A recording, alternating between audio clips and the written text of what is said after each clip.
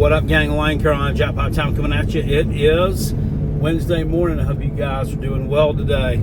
So, Paul Finebaum on his show, not too high on the South Carolina Gamecocks going into the 2024 season. Big surprise there. A caller had asked him about South Carolina in a show, and I'm not sure if this was yesterday or at some point at the end of last week.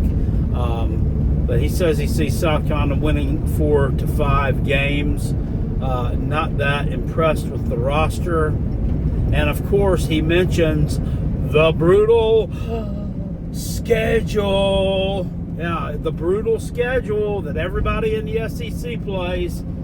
Yeah, I heard something very interesting. I heard that your schedule is more brutal the worse that you are.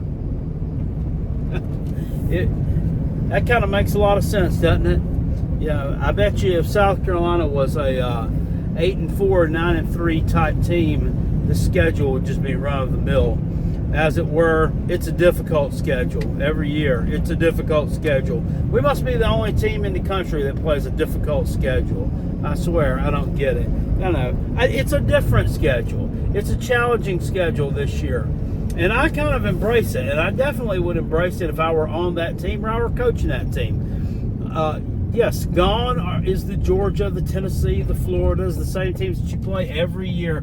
Oh, God, I hate to see us not play Georgia anymore. Oh, damn, I hate to see Tennessee's not on schedule no more.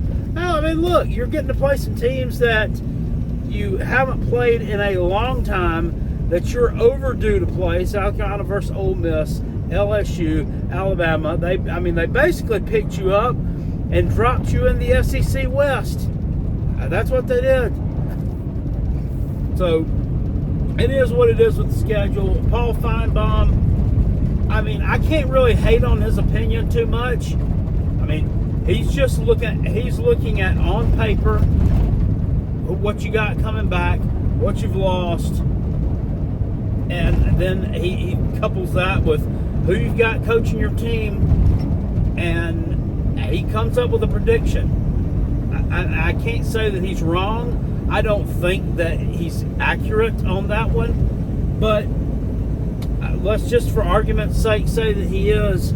It's all well and good with Paul Finebaum for the Gamecock fans when he's sitting over here dishing on our old buddy Dabo in the upstate and making fun of him for not using the transfer portal and criticizing him for kind of being stuck in a 1980s, 1990s type of mindset in terms of coaching and how he runs his program. But when he flips the script and he focuses a little bit on our team and he kind of goes in balls deep on them, we want to get upset and call him names and say, oh, nobody watches this program anyway. Well, they obviously do, or the SEC network / ESPN wouldn't be airing it.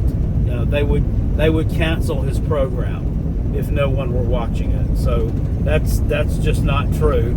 People do listen to his opinion, whether you want to take it as fact or not, or whether you want to use it as basis for how you would make your predictions or how you may feel about a certain team is up to you. But that's powerful. And look, I get it. I can definitely get someone not being a huge buyer on Shane Beamer. After the 5-7 season last year, coming off the heels of an 8-5 season where you overachieved in a massive way in 2022, taking a huge step back with probably one of the best quarterbacks, at least the most talented quarterbacks anyway, that you could hope to get at South Carolina, who was out there doing nothing but leading a game-winning drive for the New Orleans Saints Saturday night. And I understand in terms of it's just preseason, but he's making some throws and could end up being the backup there in New Orleans sooner than later.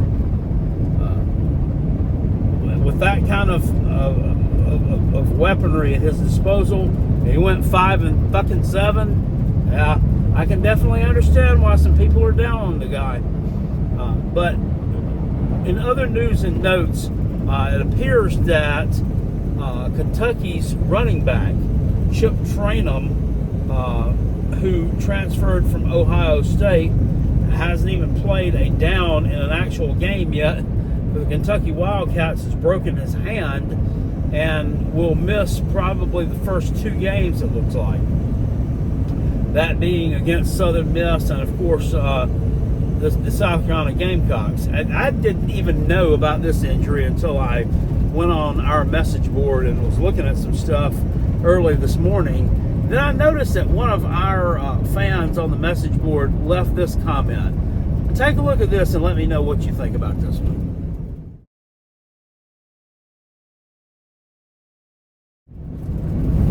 I don't want to get too dramatic about somebody's comment, and obviously a lot of people didn't disagree with it because they didn't downvote it, but obviously a lot of people didn't like it either because they didn't hit the thumbs up on that comment or upvote it, which is what you do on a message board. But I mean, saying that that's good timing for us. Look, this Chip Trainum was buried on the depth chart at Ohio State behind Travion Henderson and Mayan Williams. That's why he's at Kentucky, to get some playing time.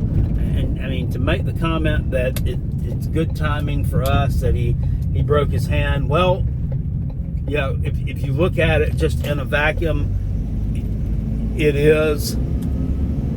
But I would never be making a comment like that.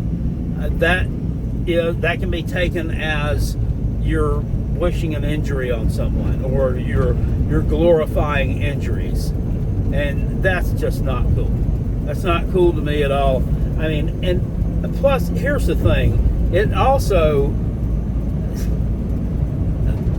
that makes your team look pretty damn shitty when I'm talking about the great timing of the guy who's the freaking third string running back at Ohio State breaking his hand so he can't play for Kentucky against South Carolina, and that's something that's going to give us an advantage. If we were a legit football team, it wouldn't matter if they had the starting running back out there, which they did last year when we beat them. So why you need to make comments like that, I don't damn understand. But yeah, again, I don't understand how some people construe football and how some people's minds process things that they hear. But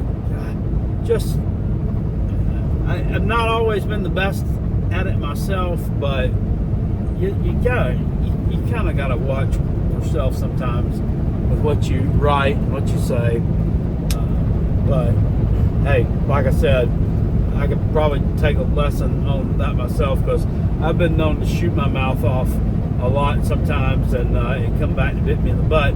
Sometimes, though, I've shot my mouth off and I ended up being correct. So, blind squirrels shall grab a nut every once in a while. But anyway, that's about all I got today, guys. Callaway's College Football Pick'em Challenge. Links in the description box below. I'm not going to do a whole spill on that one because I've done several spills on that already. If you want to go back in my previous videos from a past week or so, you can watch an entire video about the Callaway's College Football Pick'em Challenge, how to get into it, and where the instructional video for it's located. We've got 12 days. 12 days? No, we're less than that. So 10 days until we've got college football in terms of week 0, in terms of Georgia Tech and Florida State, and then 3 other games that we will be picking in the contest. So, get into it if you so desire. We're trying to grow the pot, and I would love to see you in that. I'll see you guys later on. I appreciate it. Peace, and I'm out of here. Go Gamecocks. Woo!